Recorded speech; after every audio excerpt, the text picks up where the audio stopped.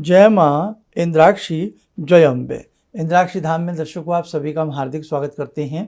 आज के दिन जिन जातकों का जन्मदिवस है, मैरिज एनिवर्सरी है, उन सभी को हमारी तरफ से बहुत बहुत शुभकामनाएं। आज हम बताने वाले हैं कि मान सम्मान प्रतिष्ठा कई बार भंग हो जाती है या भंग होने की कगार पर आ जाती है।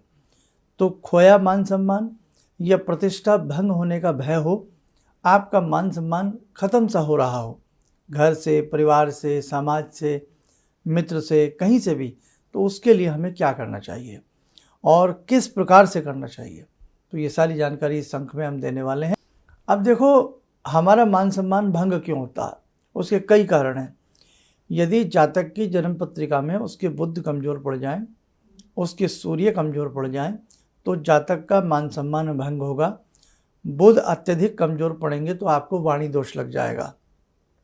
कुंडली में जहाँ भी बुध होंगे और वो कमज़ोर हों, और ख़ास तौर से यदि द्वितीय भाव के स्वामी बुध हों, द्वितीय भाव के कारक बुध वहीं पर स्थिति में बैठे हों, अशुभ होकर के बैठे हों, शत्रु राशि के बैठे हों, या किसी शत्रु ग्रह के साथ बैठे हों, या कहीं भी किसी भी भाव में बैठे हों, अशुभ स्थिति के हों, तो आप माने न माने वाणी दोष की वजह से आपकी वाणी में वो मिठास नहीं आ पाएगी और आपकी वाणी ही दूसरों को चुभने लगेगी।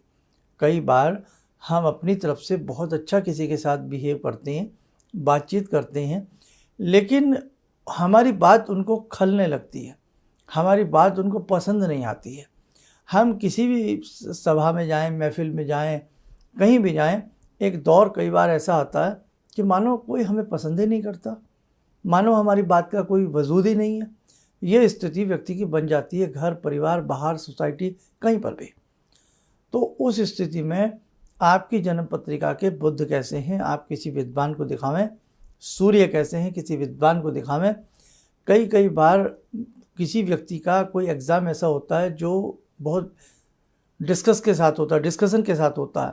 बहुत अच्छे से किसी को हम समझा करके कोई बात पूछ रहे होते हैं किसी एग्ज़ाम में, या बता रहे होते हैं, या कोई व्यक्ति मार्केटिंग में है तो मार्केटिंग में भी पूरा समझाना पड़ता है किसी को, अपने किसी प्रोडक्ट के लिए, किसी चीज़ के लिए।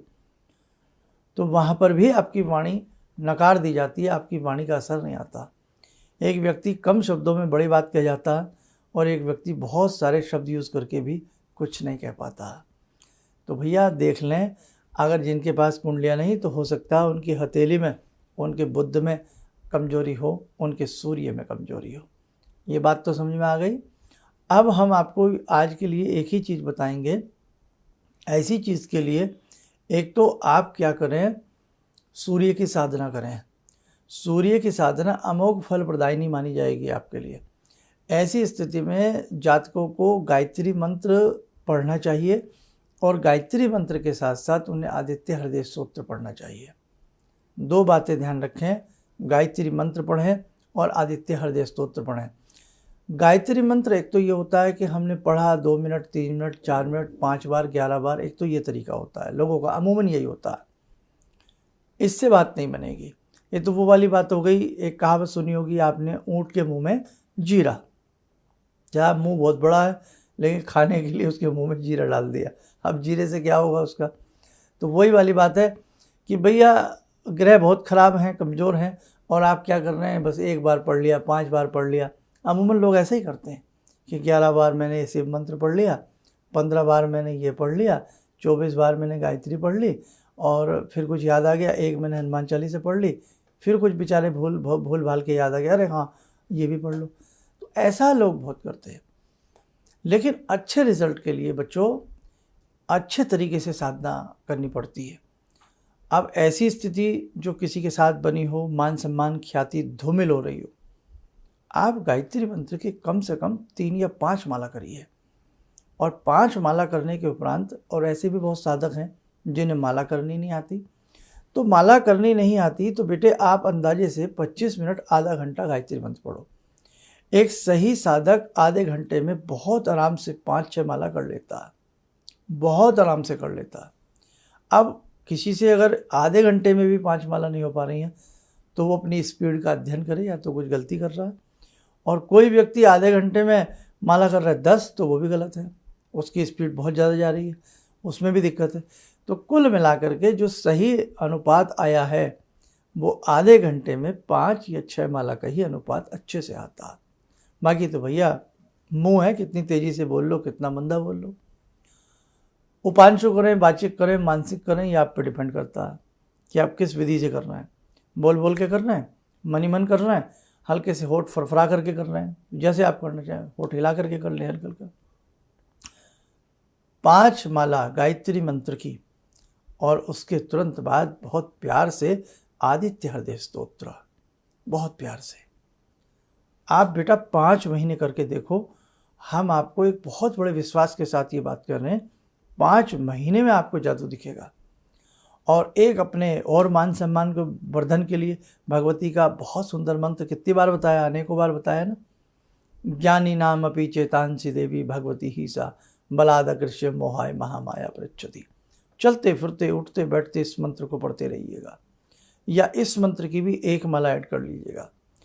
अगर आप कुछ दिन कर गए, आपको ज़्यादा समय नहीं हम बोलते, 15 से 20 दिन में आपको फर्क महसूस हो जाएगा।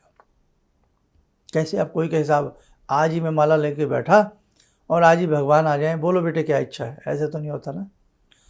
बीज में से अंकुर फूटने में भी समय लगता है, और अंकुर के बाद पौधा बनने में समय लगता है, और पौधे बनने के बाद वृक्ष बनने में समय लगता है, और वृक्ष बनने पर फल आने में समय लगता है।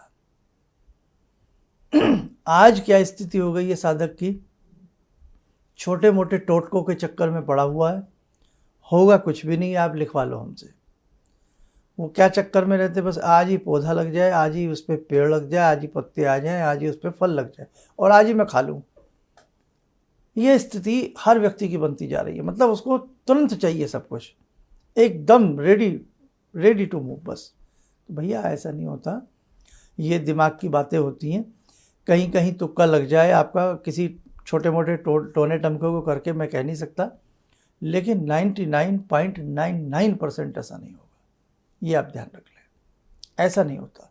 इसलिए कुछ पाने के लिए परिश्रम की आवश्यकता होती है। तो बेटा देखो, मैं तो अपनी हर वीडियो में आपको यही समझाने का प्रयास करता हूँ कि स्वयं करिए, स्वयं मेहनत करिए। हाँ, कुछ ऐसे अनुष्ठान होते हैं जो ब्राह्मण के द्वारा ही कराए जाते हैं, हमें नहीं करने आते। बहुत ऐसे अनुष्ठान ऐसे हैं जो गुह्य अनुष्ठान हैं, बड़े अनुष्ठान हैं, लेकिन जो दैनिक साधना है, 5 माला, 4 माला, 1 माला, कोई स्तोत्र, इतना तो हम स्वयं रोज कर सकते हैं, इतना हमें करना ही चाहिए। बस ये बात ध्यान रखो, करो, आनंद की प्राप्ति आपको आएगी, बहुत अच्छा आपको लाभ मिलेगा ये करने से। और एक काम और कर लिया करें, थोड़ा सा करना चाहें, जैसे मैंने बुध की बात बताई आपको, तो बुधवार के दिन आपसे ज़्यादा ना हो तो आप इलायची के जल का सेवन करें, या हरा रुमाल अपनी पॉकेट में रखें, या हरा कपड़ा पहने, ठीक, या घास जो होती है पशुओं वाली, कहीं भी जाकर के पशुओं को वो हरी घास थोड़ी बहुत खिलावें, मोल खरीद करके या जो भी, या पक्षियों को बाजरा डालें, हरे रंग का होता है। तो बुध का उपाय हो गया, उधर सूर्य का उपाय हो गया, कामयाबी आपके कदम चूमेगी, बेटे करके देखो। चलो, है ना, सबका मान सम्मान बढ़े, सबकी ख्याति बढ़े, सबका रुतबा बढ़े, रोब रुबाव बढ़े, आप सब लोग स्वस्थ रहें, सुखी रहें। इन्हीं शुभकामनाओं के साथ हम अपनी वाणी को विराम देते हैं। जय जय अम्बे।